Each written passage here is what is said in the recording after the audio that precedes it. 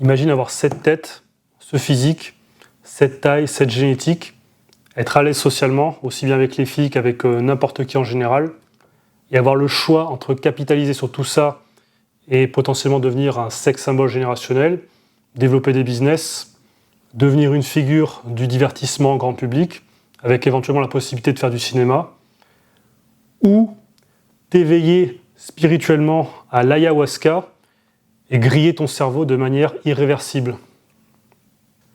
Dilemme cornélien, n'est-ce pas?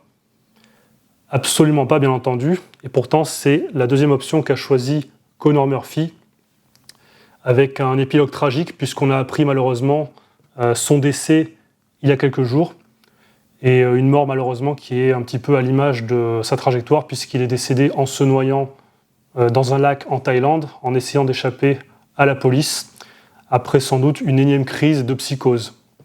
Cet influenceur, Connor Murphy, connu en tant qu'ambassadeur du Luxmaxing, est mort en Thaïlande à 31 ans après s'être noyé dans un lac. Ce mardi donc, l'homme apparaît sans raison apparente dans un état second aux abords du lotissement de sa villa. La police intervient alors pour le prendre en charge. En apercevant les policiers, Connor Murphy fuit et plonge dans le lac situé juste à côté.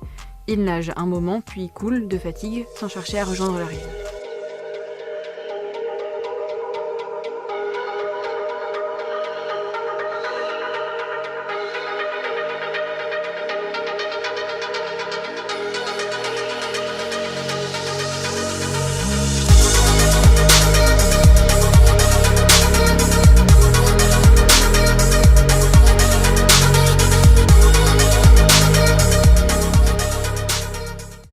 Alors je vais essayer de ne pas faire trop de cuts dans cette vidéo, déjà parce que je suis assez feignant au niveau du montage, et aussi parce que j'ai envie de vous parler un petit peu comme si j'étais face à vous dans une vraie discussion.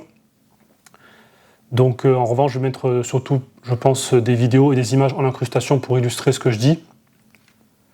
Et bien sûr, j'ai pris des notes, parce qu'il y a pas mal de choses à raconter, donc je me suis replongé un petit peu dans son cas de figure, pour un petit peu faire le parcours de Connor Murphy et qu'est-ce qui l'a amené à cette fin tragique. Donc, je trouve intéressant de parler de Connor Murphy. Pourquoi? Parce que son cas est malheureusement une excellente prévention contre les substances psychédéliques et autres types de drogues diverses et variées, ainsi que les produits dopants en général, mais dans son cas, c'est plutôt les substances un petit peu hallucinogènes. Et alors, contrairement à ce qu'on peut dire et ce qu'on peut entendre ici et là, c'était pas un influenceur Luxmaxing. En tout cas, c'est pas comme ça qu'il s'est fait connaître. C'était plutôt un créateur de contenu qui venait de la base de l'ère esthétique, comme on appelle ça. Donc, qui consiste en fait à faire des vidéos orientées sur le fitness et la musculation en général. Mais on aura l'occasion de revenir sur le Luxmaxing éventuellement un peu plus tard. Et donc, en réalité, il y a eu deux Connor Murphy. Le premier qui était à peu près normal et le deuxième à partir des années 2020 qui était très différent, et on va parler de ça ensemble pour voir un petit peu comment il a pu basculer de l'un à l'autre et comment il a pu terminer comme il a terminé. Donc Connor Murphy, qui c'est déjà? Donc, c'est un garçon qui est né en 1994 à Austin au Texas, si je ne me trompe pas. Donc comme il avait déjà raconté ça dans plusieurs vidéos, c'est un garçon qui a eu une enfance un petit peu difficile, mais pas au niveau forcément parental, mais au niveau familial, mais plutôt au niveau de social, dans le sens où à l'école il était un petit peu brimé, un petit peu mis à l'écart, il n'arrivait pas à s'intégrer, et il était un peu moqué. Bon, c'est un parcours un peu classique de garçon, comme il y en a eu des millions à qui c'est arrivé. Et à l'adolescence, il décide de se mettre à la musculation pour se renforcer physiquement et puis avoir une meilleure confiance en lui. Donc à partir de là, il se fait connaître dans les années 2010, dans la deuxième partie des années 2010, plus précisément en 2016, où il va faire une première vidéo sur YouTube qui retrace sa transformation, donc qui est une très belle transformation, d'accord, donc ça, il n'y a rien à dire. Alors après, c'est une transformation prétendument naturelle, autant vous dire que c'est absolument pas le cas. Et derrière, il va produire du contenu sur YouTube, principalement, à base de vidéos de type prank, ce qui se faisait pas mal, ce qui se fait un petit peu moins aujourd'hui, mais qui se faisait pas mal dans les années 2010. Vidéo prank et, comment on peut appeler ça, expérience sociale, en gros, où le concept, c'est un petit peu toujours le même, c'est d'avoir c'est d'aller dans la rue et de se filmer en gros et d'amener le personnage, donc lui, à devoir enlever son t-shirt pour révéler son... Donc en général c'est avec des filles, hein, pour révéler sa belle musculature. Donc par exemple ça va être, il se met en situation où il a un gros t-shirt hyper épais, hyper large et des lunettes de geek, il va demander à une fille comment elle le trouve, elle va lui dire qu'il est, je sais pas quoi, moyen. Il va demander si elle aime les hommes musclés, et hop, il va enlever son t-shirt et là tout de suite, ah surprise, le mec est super balèze. I'll let you decide. You want to compare it to real life? Is that actually? Well, here, I probably need to like take my shirt off. Take off your glasses. Oh, should I just take off everything and show you and like compare? Alright, go for it.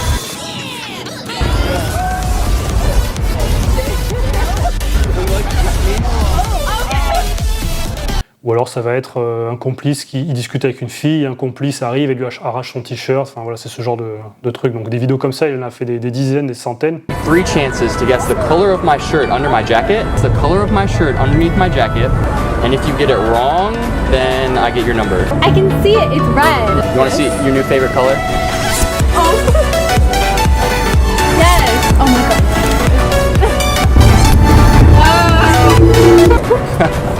This is a better color though, don't you think? Yeah, but I have better abs than you. Really? Can I see? Oh my gosh. Oh my gosh, she's got me beat. Wow. So if I can impress you in just 1 second, then I get your guys' numbers. Does that sound good? Is that fair? Alright. So timer starts now.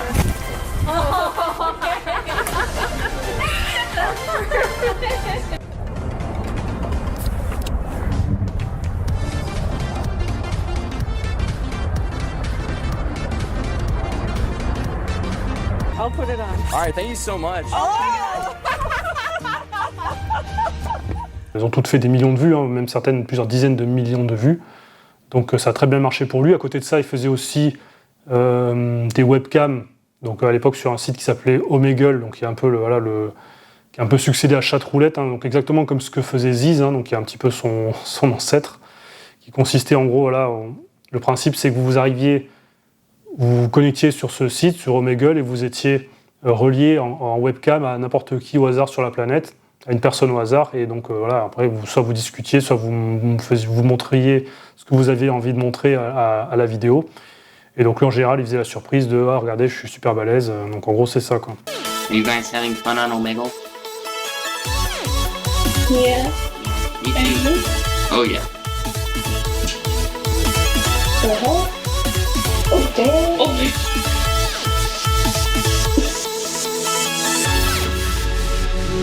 You have a really sexy body. Donc après bon grosso modo c'est du divertissement son contenu, hein, puis c'est des vidéos plutôt humoristiques.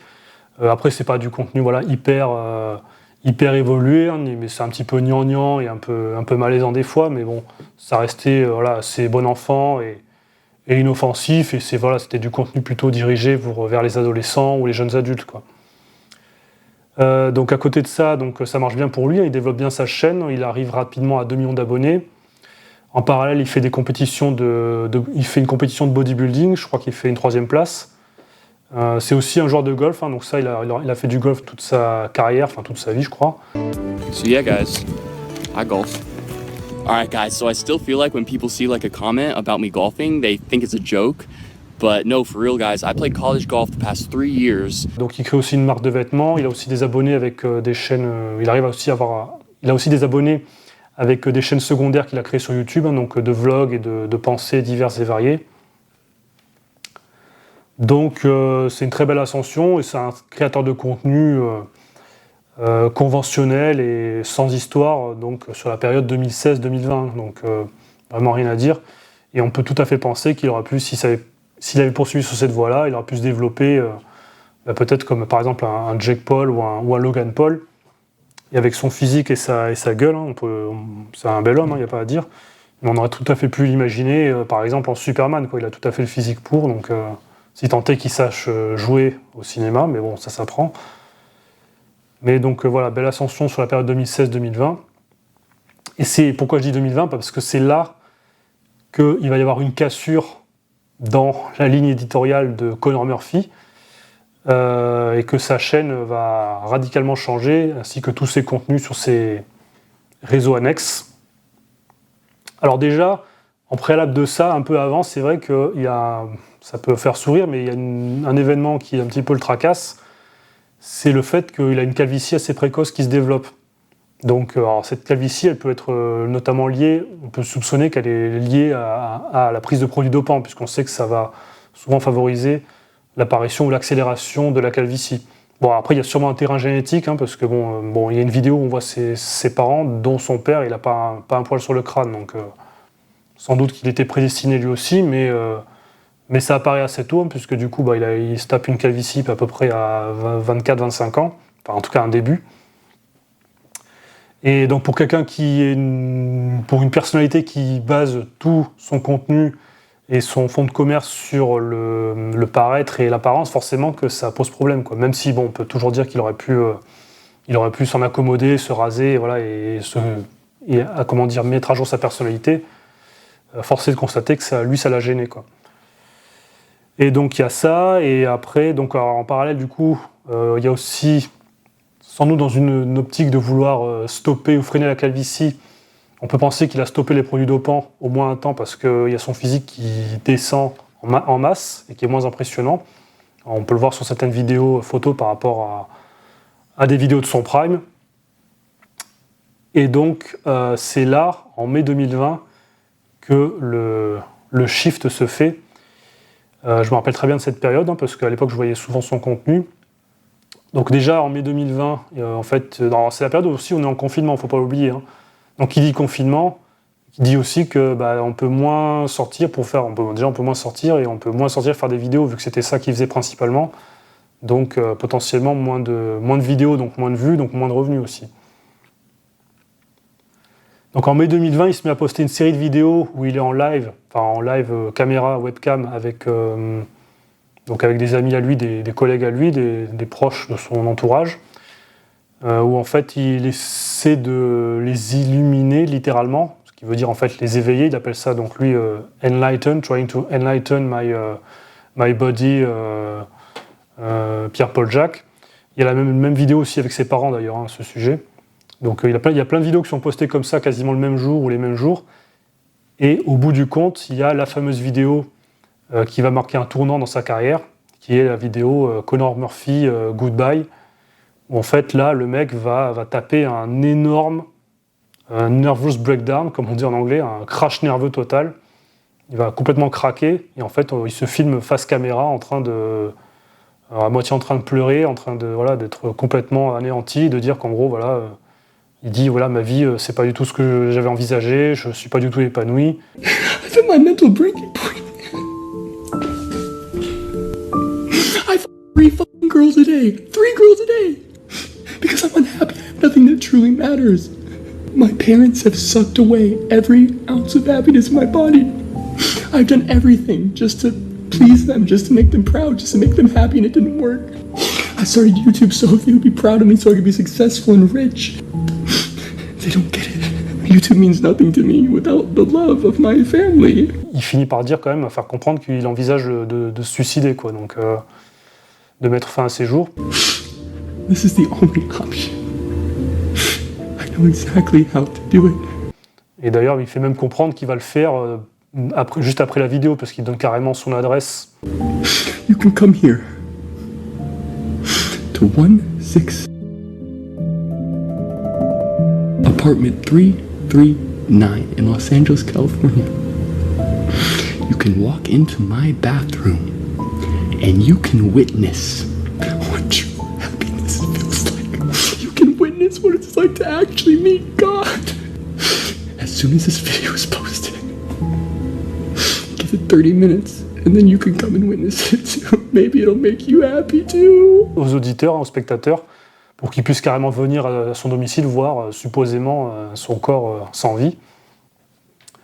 Mais alors, il fait cette vidéo tout en expliquant au préalable, d'ailleurs, oui c'est ça, c'est qu'il disait « Oui, tout ce que je dis est de l'acting, c'est du cinéma, pour éviter que la vidéo soit strikée, supprimée par YouTube. » Bon, on ne sait pas trop si c'est du lard ou du cochon, du coup, forcément. Et je me rappelle qu'à l'époque, on a vu cette vidéo, c'était assez surprenant, on se disait « Mais qu'est-ce qu'est-ce que c'est que ce numéro de folding là qu'il nous fait là? Enfin, c'est un nouveau style de prank. Est-ce que c'est sérieux? Est-ce que c'est pas sérieux? Parce que du coup, il nous dit que c'est de l'acting, mais c'est quand même très, très, très inquiétant. Alors forcément, bien sûr, il y a des gens qui ont appelé à la police ou pour aller à son domicile, sûrement, pour lui dire qu'il y avait un mec qui allait faire une tentative de suicide ou qui allait se suicider. Ses amis youtubeurs du domaine du fitness à l'époque, les plus connus, ils ont fait pareil. Ils ont dû sans doute alerter les autorités pour faire un avis de recherche. Et oui, donc c'est ça, à l'époque, je vous le dis, quand on regardait les forums aussi, tout le monde se demandait qu'est-ce que c'est, est-ce que c'est sérieux, est-ce que c'est pour de faux, enfin, si c'est pour de faux, c'est d'assez mauvais goût, clairement. Mais non, il s'est avéré que c'était bien réel en réalité. The other thing that was a rumor or, just like people were having misconceptions about is whether the video was real or not, whether all of the videos are real or whether it's a prank or acting. The videos are real. It's not a prank. There isn't like a gotcha moment.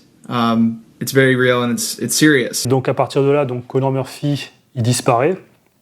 Alors je sais plus si c'est pendant combien de temps, si c'est un jour ou deux, mais bon, il finit par, suite aux avis de recherche, il finit par être retrouvé à Venice Beach, donc à Los Angeles, où il résidait à l'époque. Et donc il est retrouvé par la police, et de là, il est embarqué en hôpital psychiatrique. Donc là, à partir de là, les médecins commencent à... Donc l'évaluent, lui font des batteries de tests et évaluent sa personnalité, pour savoir exactement ce qu'il en est de son état mental. Bon, ils vont pas être déçus, puisqu'apparemment, il va leur dire qu'il pense être Dieu. Bon, ok. Et donc là, pendant 2 semaines, il n'y a pas de nouvelles directement de Connor Murphy, puis il finit donc par sortir de l'hôpital psychiatrique, et là, il va faire une vidéo. Donc cette fois-ci, il va être dans un état beaucoup plus normal, où il va expliquer que, en fait, tout ça, c'était du jeu d'acteur. C'était fait pour se faire repérer par Hollywood parce qu'en gros c'était ça, il avait vu ça comme sa dernière chance d'être repéré par des producteurs et pour pouvoir devenir acteur de cinéma.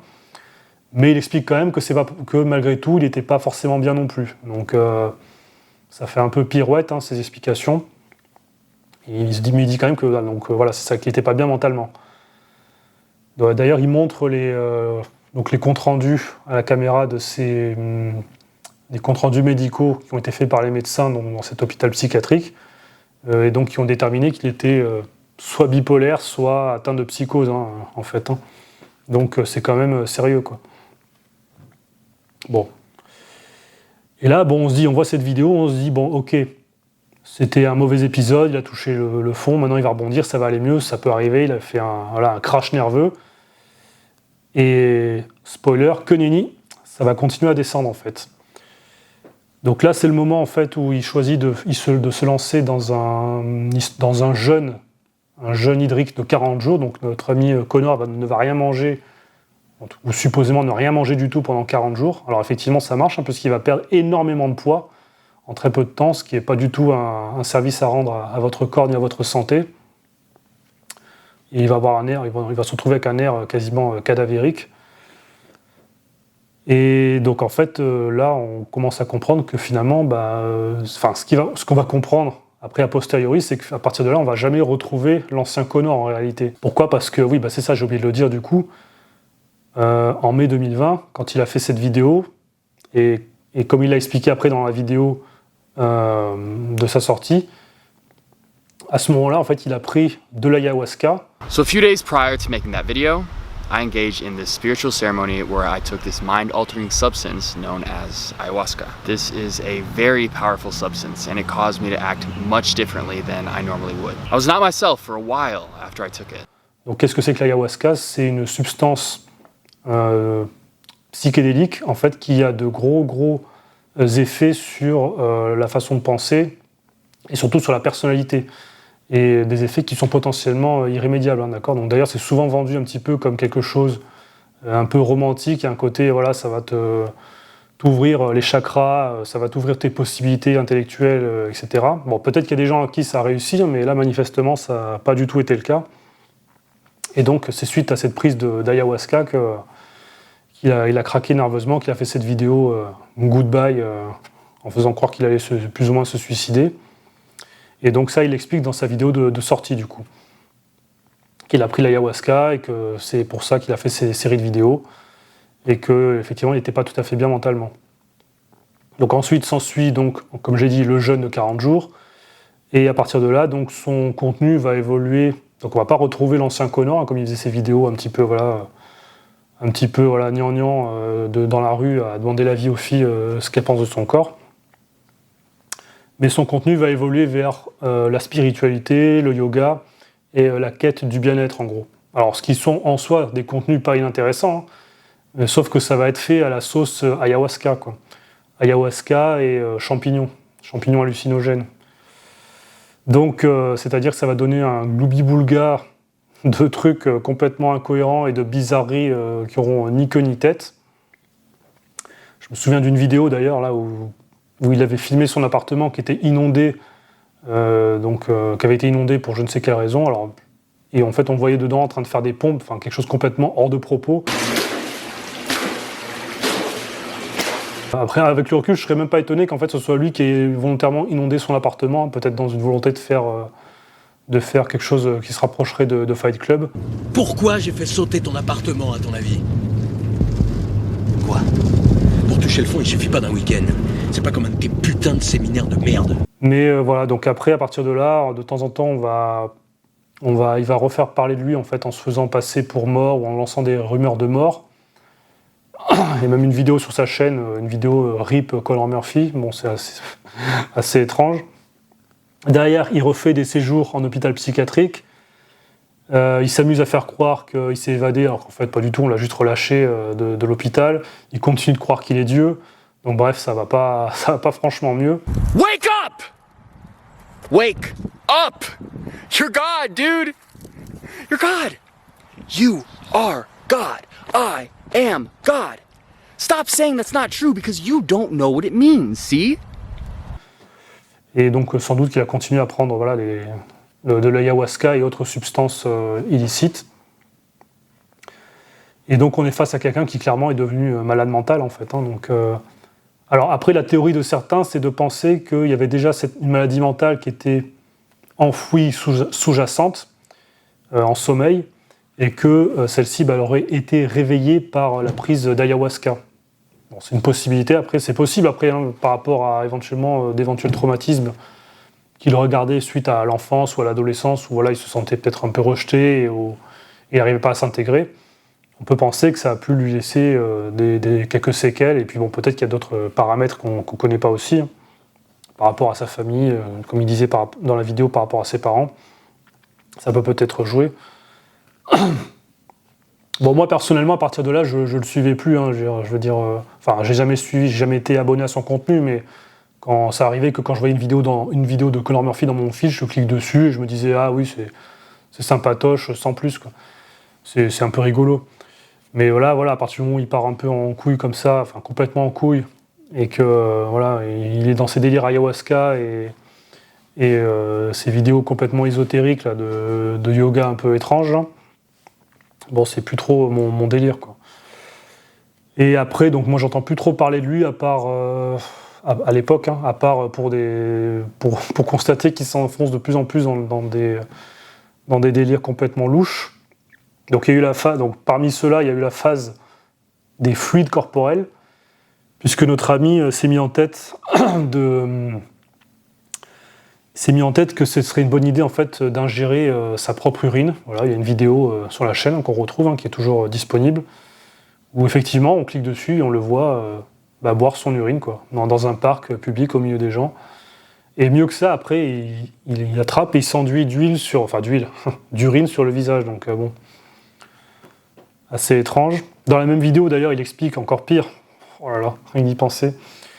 Il explique qu'il mange quotidiennement ses excréments en petite quantité. So, for this exact same reason, for gut health, I also consume a small amount of my feces daily.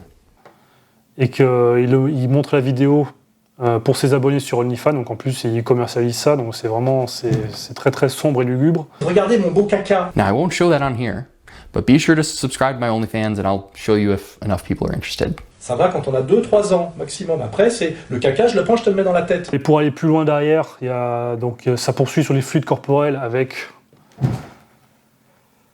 toujours les fluides masculins, mais cette fois les fluides plus blanchâtres.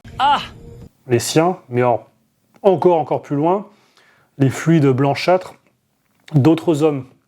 Parce que soi-disant, en fait, il estime que ça va lui permettre d'avoir plus d'apport en protéines. So we are doing this for spiritual and physical and mental benefits, right? I'll go out of the room and Nikolai will put his protein shake of the gods, his divine protein shake in this, and then I will, and yeah, I'm going to drink it, and this is going to be on OnlyFans.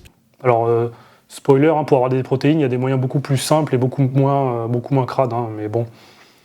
Enfin, après, c'est pas un jugement, hein, s'il aime faire ça, il peut le faire, mais bon, c'est pas ça qui va apporter plus de protéines, quoi. Essentially feel like a superhero since I've started ingesting my own, so I might be able to fly today. Who knows? I wouldn't be surprised if some crazy stuff happens. Donc moi, derrière, après, j'ai plus vraiment de nouvelles de lui, en fait. Hein. Je veux dire, vous savez, c'est comme quand vous perdez quelqu'un de vue, enfin, que ce soit quelqu'un en vrai ou même un créateur de contenu ou une personnalité, vous y pensez plus, et en fait, vous vous apprenez, tiens, un jour, tiens, machin, il est mort, quoi. Ou alors, tiens, qu'est-ce qu'il est devenu, truc, vous regardez sur Wikipédia, il est mort. Bah, c'est un petit peu ça qui s'est passé, parce que, bon, en fait, moi, je l'ai plus revu quasiment sur YouTube jusqu'à son décès. En fait, je l'avais revu juste avant, 15 jours avant, j'ai réentendu parler de lui, mais sur une vidéo, alors c'est pas lui qui est au centre de la vidéo, c'est un autre YouTuber, donc là, un des fameux Luxmaxer, comme on les appelle, du nom de Androgénique. Où il est en fait dans le cadre de la vidéo, quoi.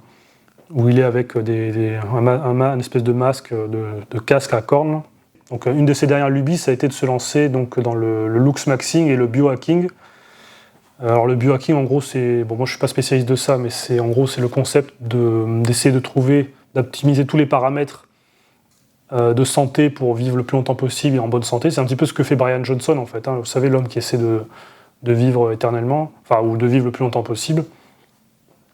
Et le Luxmaxing, ça c'est encore autre chose. Alors ça c'est rigolo parce que c'est en train d'arriver sur le devant de la scène. Enfin, on en parle comme si c'était nouveau, alors qu'en fait non, c'est pas du tout nouveau. Ce qui est nouveau, c'est que ça arrive un peu sur le devant de la scène avec certains youtubeurs ou créateurs de contenu, dont le plus connu étant Claviculaire. Mais à la base, c'est quelque chose qui existe depuis assez longtemps, mais simplement c'était quelque chose de niche, voire même une niche de niche. Vu que, voilà, au départ, ce qui existait, c'était un peu, voilà, ça partait d'un constat médical, hein, d'un docteur qui s'appelle le docteur Mew, qui consistait à dire que, voilà, si on a la mâchoire, si on a la langue qui n'est pas collée au palais, on va avoir un mauvais développement de mâchoire et on risque d'avoir, enfin, en tout cas, au moins à la croissance. Une fois à l'âge adulte, c'est un peu compliqué, mais au moins à la croissance, de coller sa langue au palais, ça permettait de mieux développer sa mâchoire. Alors, à contrario, si on laisse tomber la langue et la mâchoire inférieure, comme ça, bah, ça favorisait les mâchoires rétrognates, donc les mentons fuyants, et un mauvais développement bucco-dentaire notamment. Sauf qu'il y a des mecs qui sont allés beaucoup plus loin que ça, qui se sont dit tiens, bah, en fait, pour avoir une bonne mâchoire, je vais me frotter les tempes, la mâchoire, et carrément, la phase ultime, c'est ce qu'on appelle le bone smashing, c'est se taper le crâne là, à coup de marteau en espérant, sur la base que les os, quand ils se cassent, ils se refont de manière plus solide, en espérant ainsi développer la mâchoire. Bon, moi perso, je trouve ça un peu hasardeux et potentiellement dangereux. Mais voilà, du coup, donc Connor Murphy s'était lancé un peu dans ce délire maintenant, récemment, donc, de Luxmaxing, puisque c'est comme ça qu'on appelle ça. Du coup, en me renseignant sur son parcours depuis, je remarque qu'il a aussi une énorme cicatrice maintenant sur le ventre, énorme et assez étrange, hein, toute rouge et un peu vraiment épaisse. Donc apparemment cette cicatrice, ça j'étais pas au courant, mais ça serait dû à une dispute qu'il aurait eue avec sa petite amie en 2024 en Thaïlande, et où ce serait parti en vrille et où elle lui aurait lacéré le ventre avec un couteau. D'ailleurs apparemment ça avait même fait la une des journaux en Thaïlande à l'époque. Il y a des vidéos qui en parlent. Donc voilà.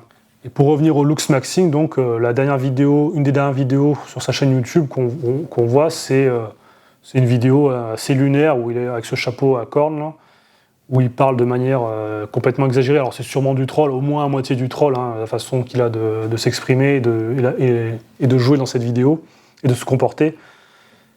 Et alors moi ce qui m'a surpris, c'est de voir qu'il avait cette fois carrément une mâchoire mais hallucinante. Enfin, alors c'est marrant parce que c'est quand même un garçon qui de base n'était pas à plaindre à ce niveau-là, il avait déjà une mâchoire carrée de base, peut-être un peu favorisé par la prise de produits dopants, mais là c'est plus une mâchoire carrée qu'il a, c'est carrément c'est un triangle inversé, c'est une pyramide, donc on dirait qu'il a deux tumeurs à la place des masséters.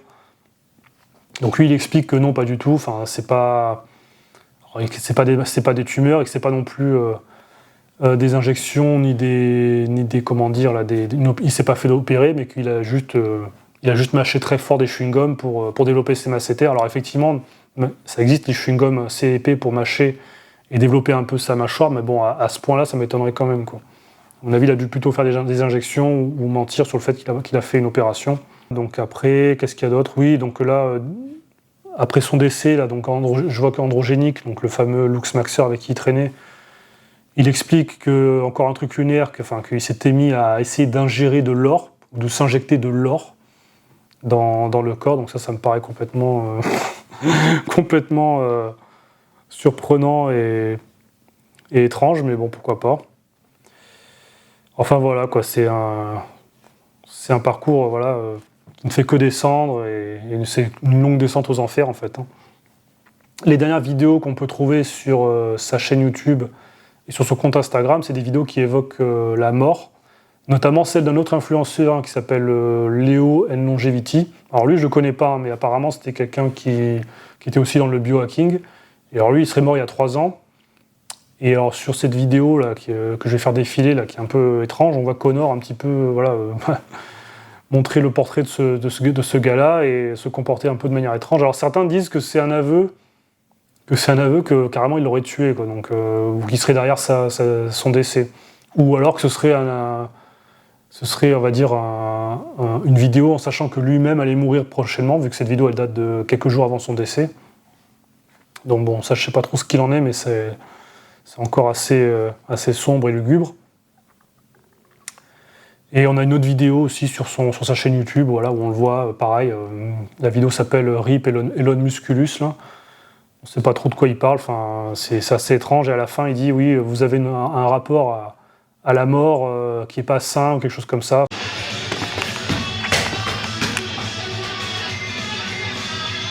I'm absorbing the spirit of Elon!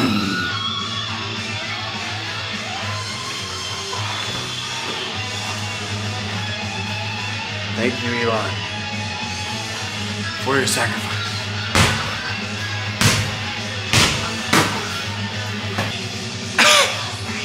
You motherfuckers have an unhealthy relationship with death. Peut-être qu'il sentait qu'il allait mourir lui aussi, hein, quelque part, ou que peut-être qu'il s'est laissé mourir, hein, mais on ne saura pas trop. Donc voilà, c'est une fin un peu malheureusement, comme je disais en début de vidéo, qui est à l'image de sa trajectoire, puisque voilà, depuis qu'il s'est mis à l'ayahuasca, en fait, il ne s'est jamais relevé de ça, hein, il a complètement changé de personnalité. Et donc, voilà, il s'est tué, enfin, il est mort en se noyant dans un lac en Thaïlande, comme j'ai dit, en essayant de fuir la police parce que les gens avaient contacté la police parce qu'ils avaient vu un mec en train de se comporter, de déambuler de manière assez hasardeuse et erratique dans la rue, quoi. Et alors, derrière ça, en fait, donc les investigations ont été faites dans son appartement. L'appartement, donc c'était un Airbnb qu'il louait apparemment, mais bon, l'appartement a été saccagé, enfin à moitié saccagé de manière étrange, puisque les murs ont été repeints de manière sûrement ésotérique aussi, d'une façon que seul lui pouvait comprendre sans doute. Donc encore un truc qui n'a aucun sens, hein, mais voilà, quoi. Donc tout ça pour dire que c'est un immense gâchis.